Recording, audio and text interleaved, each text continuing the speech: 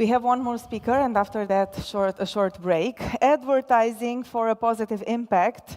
Thomas Kolster, Goodvertising. Thomas is a marketing activist on a mission to make business and to put people and the planet first. Thomas, please join me here on the stage. Please share a warm welcome for him.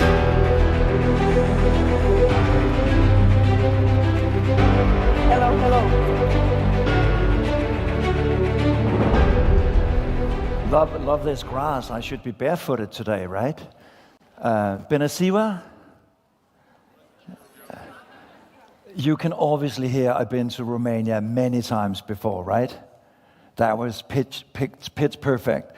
I've been coming here for 10 years. This is actually my 10th year in Bucharest. What has changed? I have a lot more gray hairs, for sure.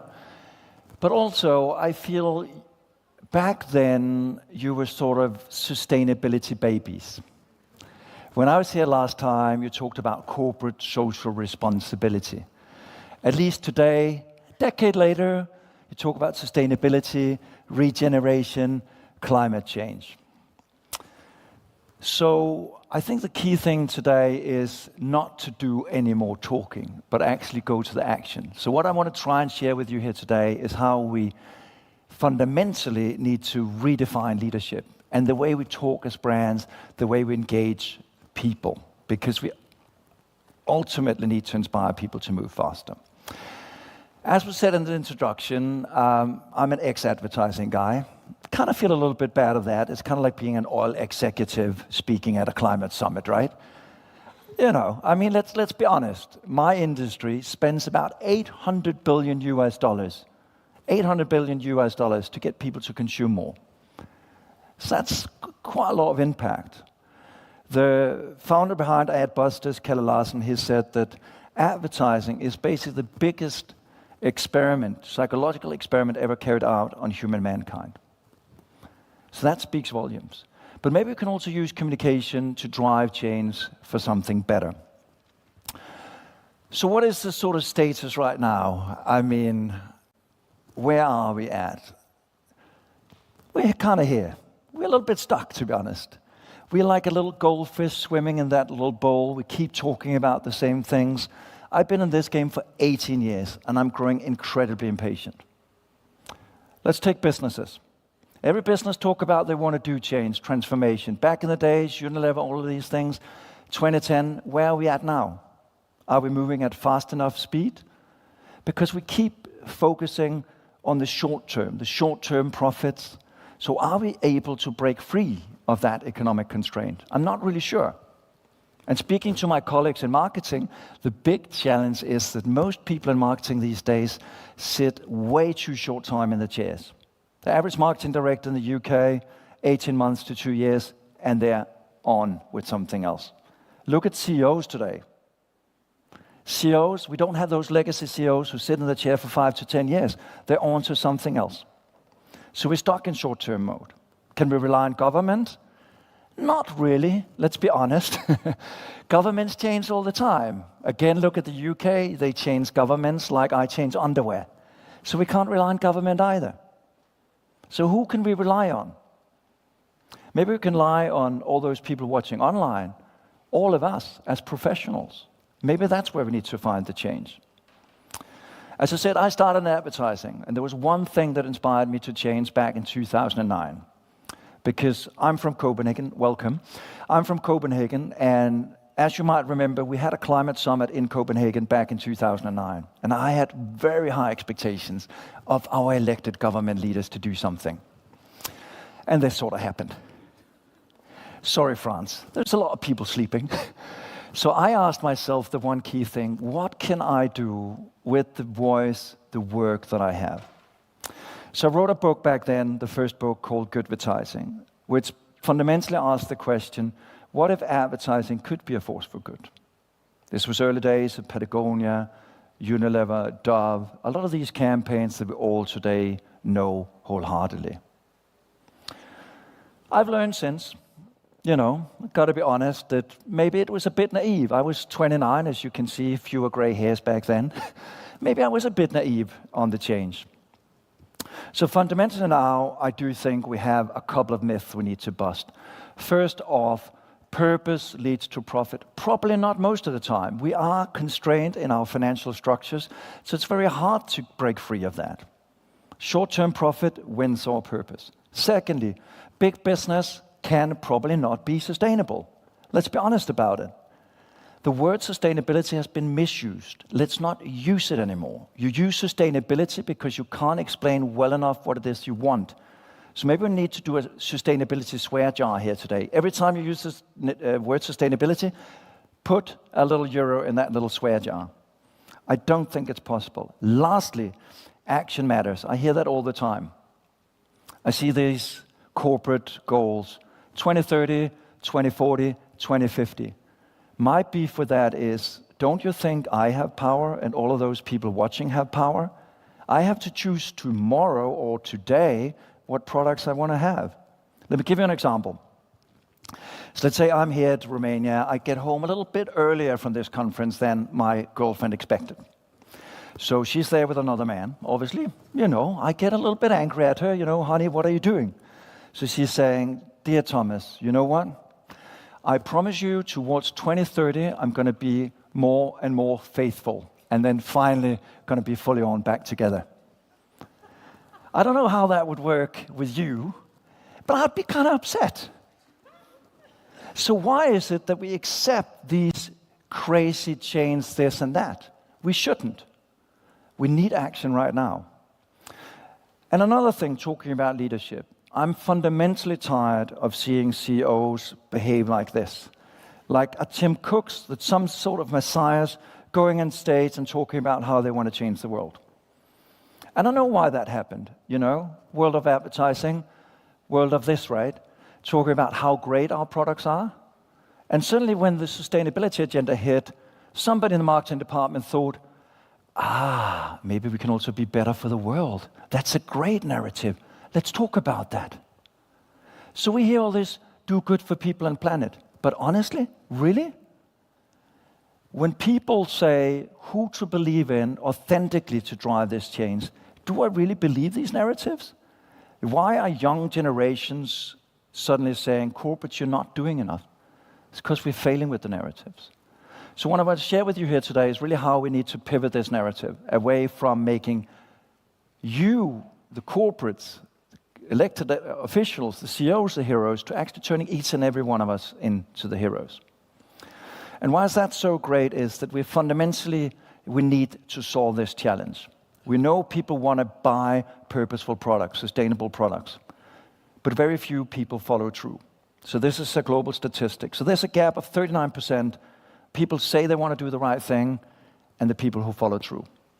I think we kind of all know that, right? If you do New Year's resolutions, yeah?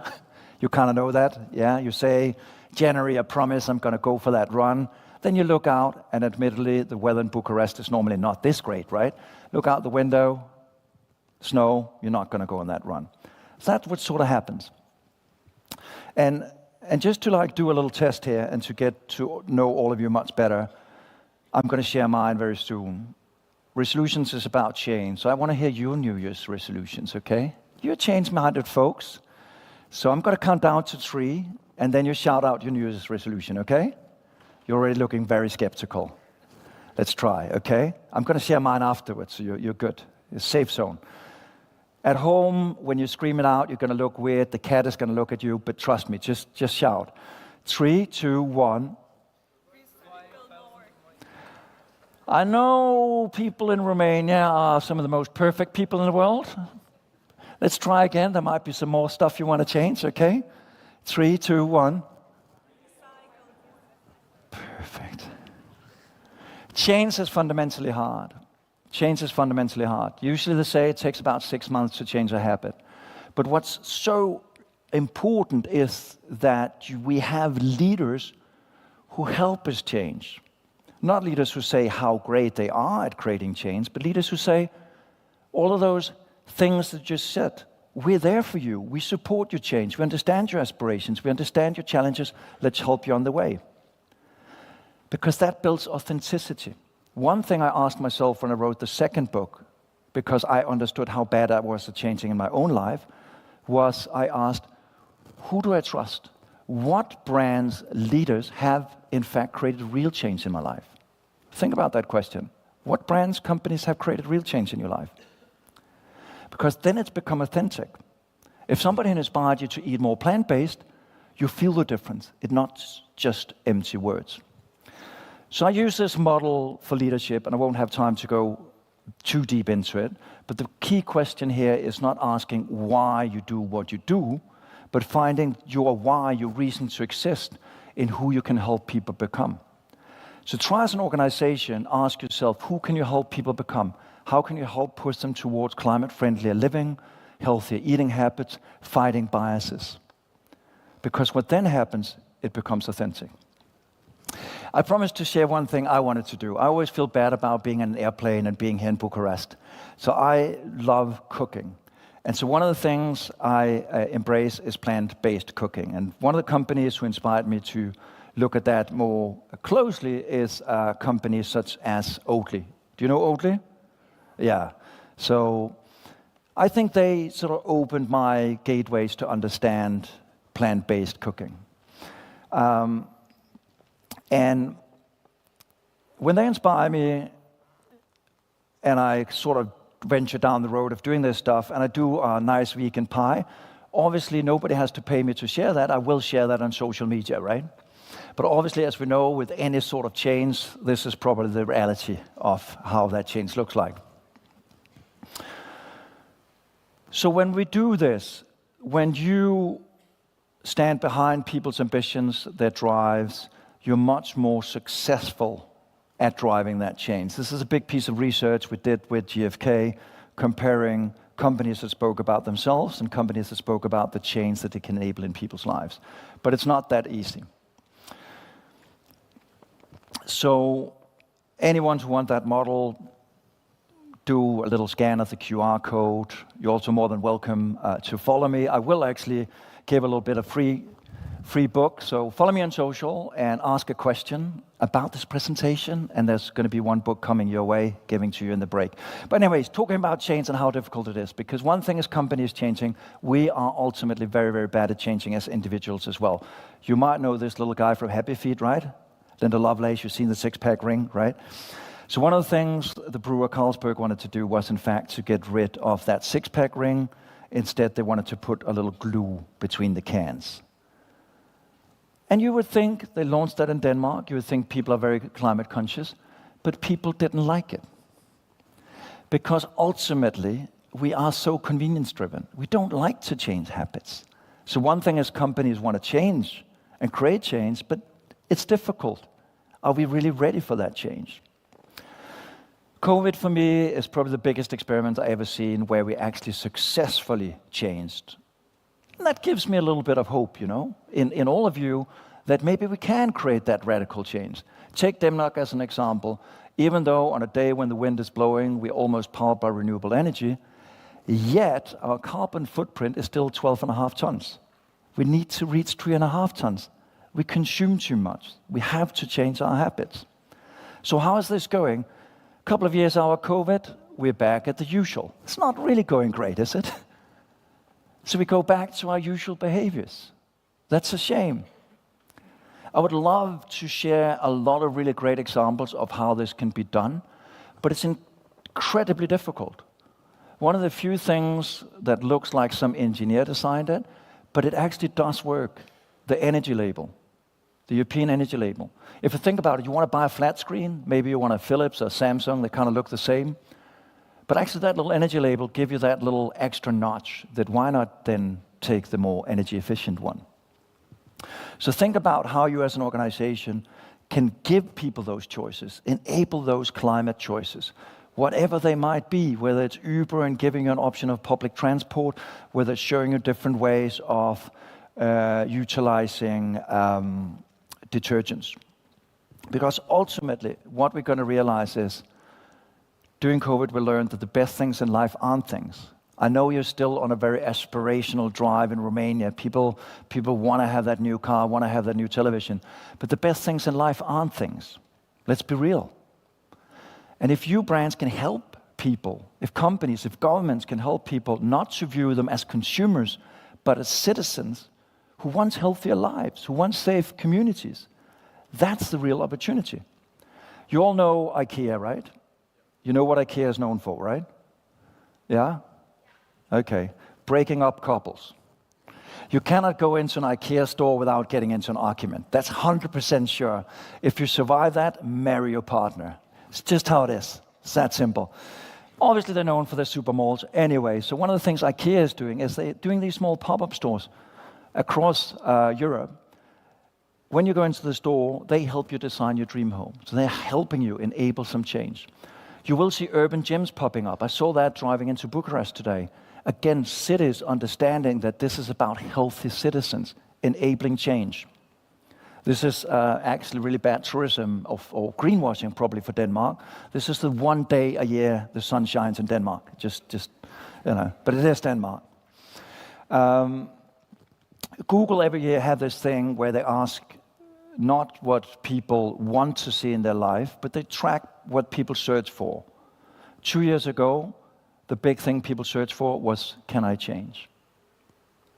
So I think we fundamentally, if we as organization can help all of us on that change journey and become much more authentic leaders by pushing, by helping people rather than putting ourselves on that pedestal, I think we can be successful. Just a quick wrap up here. I don't know how many of you, because I've been coming to Romania, I know you guys love your cigarettes, you know? Some of you might have tried to quit those cigarettes. Your doctor might tell you to quit those cigarettes. Your loved ones might tell you to quit those cigarettes. They might look at the packaging with those cancer-ridden lungs. You just avoid the campaign, you keep smoking. Kind of like climate campaigning. You look at the climate horrible photos and you drive your SUV. The only one who can take that decision to change is you. The only one. So I have 3 key takeaways for you here today. Please don't put on that hero cape, turn people into the heroes. Very, very simple. Ask who can you help people become. That's what I had to share with you here today for 20 minutes, very fast. Thank you so much. Best of luck on your change journey.